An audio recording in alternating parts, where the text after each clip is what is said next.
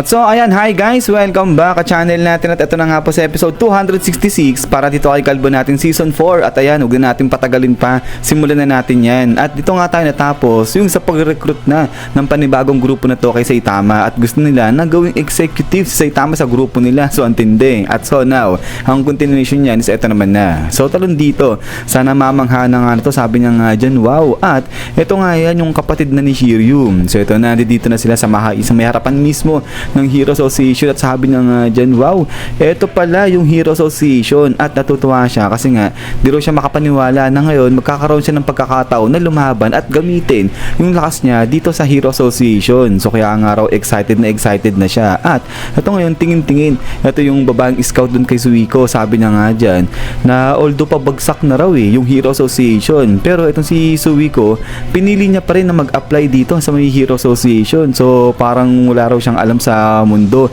sa kung ano yung nangyayari. So parang wala talaga kasi nga 'di ba nasa bundok lang Kasi si Suiko nag-training lang siya doon. Training na, sabi nito nung ka-partner niyang lalaki. Na wag daw siya magsabi ng kung ano itong partner niya kasi baka mamaya malaman pa ni Suiko yan yung kalagayan ng Hero Association. Tapos magbago yung isip niya, di na siya magtuloy diyan. At ito nga welcome na nila. Itong si Suiko, so pasok na sila dito sa HQ at sabi nila dito na sa ngayon magkakandak sila ng assessment para nga sa ranking neto ni Suiko, kaya pupunta sila sa training ground. Pero yon, ang tuloy nila rito na nag-research sila patungkol sa Void Fist at sa nalaman nga nila yung kuya niya si Shiryu, siya may mataas na tala o record sa isang super fight tournament. Siya raw yung may pinakamaraming panalo ron. So kaya ito okay lang daw ba malaman nila kung ano raw ba ginagawa ng kuya niya. At ito nga ang sagot si Suiko, sabi niya nga dyan, yung kuya niya tatamad-tamad daw yun sabi niya ganyan. Kaya sigurado baka pakalat-kalat lang yun kung saan, sabi niya kung ano yung ginagawa, sabi niya ganyan. At so ito ngayon, sabi nga nung recruiter na babae, ganun ba, sayang naman daw, okay sana kung makokontak nila yung kuya niya. Pero yun nga sagot si Suiko, sabi niya nga dyan, bakit daw ganun, di na kailangan yun kasi nga raw mas malakas siya sa kuya niya, sabi niya ganyan. Di raw ba alam nito ng babae, pero yun nayamot itong si Suiko, ang inisip na nila mahina lang siya. But yun nga, ay punta sila ngayon dito sa may training ground number 2 at pagkatapos nga niya, spam! Dito sinubok ka agad itong last ni Suiko, inassess ka agad siya. At ito nga sa pamagitan ng combat robot na nga to, so grabe, wasak dyan itong robot na to. At ito nga ngayon, grabe, di lang basta-basta nawasak, alam mo, nadurog pa itong robot. At ito nga, ginamit niya yung kanyang Void Revolving Tortoise Fist. So nagulat itong mga recruiter ito kasi parang isang banat lang ni Suiko, sira kagad itong combat na robot na nga na to. At pagkatapos nga yan, ay ito ngayon, nag-shower na itong si Suiko. At ito ngayon, ay pagkatapos niya mag-shower, binigyan na sa kanya ito yung result ng assessment niya. At ang resulta, A-class itong si Suiko. So kaya nga sabi niya rito, A-class lang siya, hindi ba siya S-class? At ito ngayon sagot na, ito yung parang operator, sabi niya nga dyan na malakas daw talaga itong si Suiko, pero ganun pa man rin, hindi raw siya umabot sa S-class, so wala pa siya doon, sabi niya, so kulang pa. Pero yun nga, ay parang wala dito kay Suiko, napapaisip lang siya. Pero yun, habang nakatingin sa kanya itong operator, pati na yung mga ibang recruiter, sa isip-isip nila dyan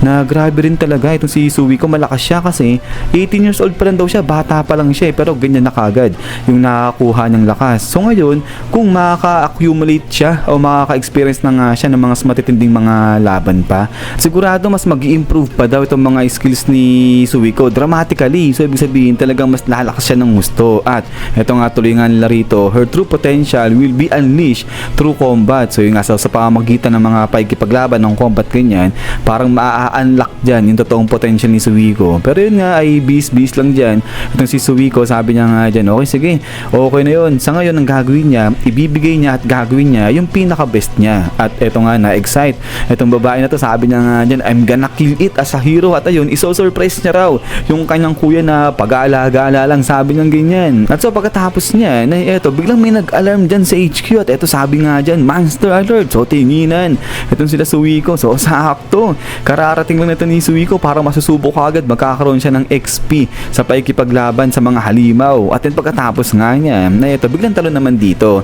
sa may side nito ni Shiryu. At sabi niya nga dyan, teka lang, ito yung kakalabanin, yung huhulihin ng team ko. So yung parang team niya yata, ayun, yung mga naka-armor dun sa likod niya. At ito may pinapakita kay Shiryu. At ito nga yun si Manong. So pinapakita niya dito yung unang assignment nito ni Shiryu. Sabi nga dito ni Manong, di ba kailangan nga raw ni Shiryu na bayaran yung kanyang battlesuit ulit na nasira, kaya wag na raw magreklamo dyan, manahimik lang itong si Shiryu at gawin niya yung kanyang mission, yung kanyang trabaho bilang isang hero. Pero yun, sabi nga rito ni Shiryu na hindi naman daw halimaw itong pinapatrabaho sa kanya. At eto nga, sa tingin nga rin ni Shiryu, parang ginagawa lang daw nung pinapatrabaho sa kanya yung kanyang part-time job. So nagtatrabaho rin ng part-time job etong gustong paipatapos dyan kay Shiryu. So kaya nga sabi ni Shiryu, ano ba naging kaso niyan? At eto nga ngayon, sabi nung operator na to, na dati ang tawag sa kanya Hero Hunter. So si Garo etong pinapatrabaho sa kanya. At ayun nga raw, marami raw kasi na ginawang kalokohan niya si Garo. Hinunt niya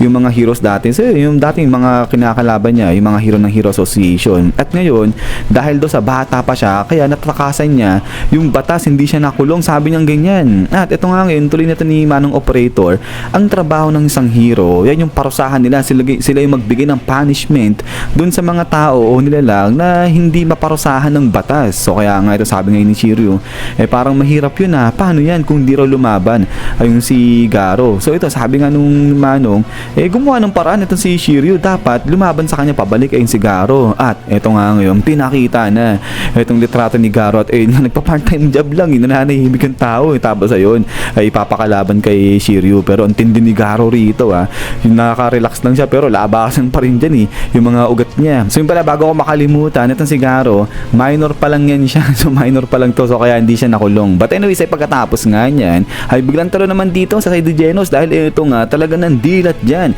yung kanyang mga mata. At pagkatapos nga niyan, boom!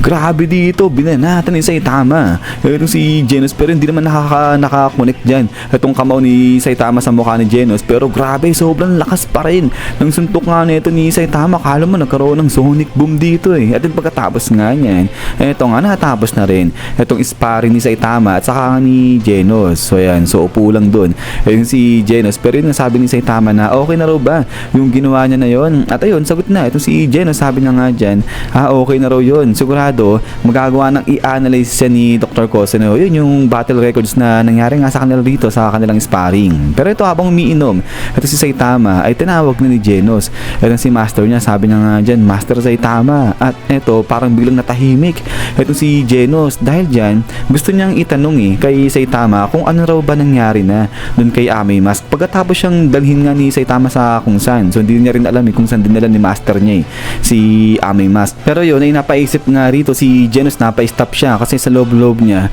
na parang hindi, sige wag na lang kasi parang hindi raw maganda na tanungin niya si master niya patungkol sa bagay na yun. Kasi nga ito, habang pinagmamasdan ni Ame Mask itong si Saitama, talagang seryoso dito itong si Saitama. Sabi nga rito ni Genos, there's a worrisome look on Sensei's face that's different from normal. So nga ito nga, di normal itong mukha ni Saitama dyan. Usually parang nonchalant lang to, diba? Pero dito, talagang kala mo ang lalim ng iniisip niya. At ito nga, when the right time comes, I am sure Sensei will tell me. So yun nga, parang may malaking problema talaga rito na iniisip itong si Saitama. But then maya maya, ito nga, niyaya niya na si Genos. Sabi niya nga dyan, gusto raw ba na magsoba nito ni Genos sa pag-uwi nila? Pero yun, pagtalikod ni Saitama, ay grabe, ang tindi pa rin talaga ng mukha ni Saitama. Parang maitim pa rin dyan yung kanyang aurang, lalim talaga ng iniisip niya. At ito nga, habang lalakad na itong si Kalbo, sabi niya nga dyan, sa pagdating ngayon ng panibagong organization, yun nga, yung Hero Name Victim Association, mula ngayon magbabago na nga raw yung balanse ng kapangyarihan, yung balanse ng lakas. At talagang drastically nga raw yung mangyayari. So ibig sabihin, talagang malaking pagbabago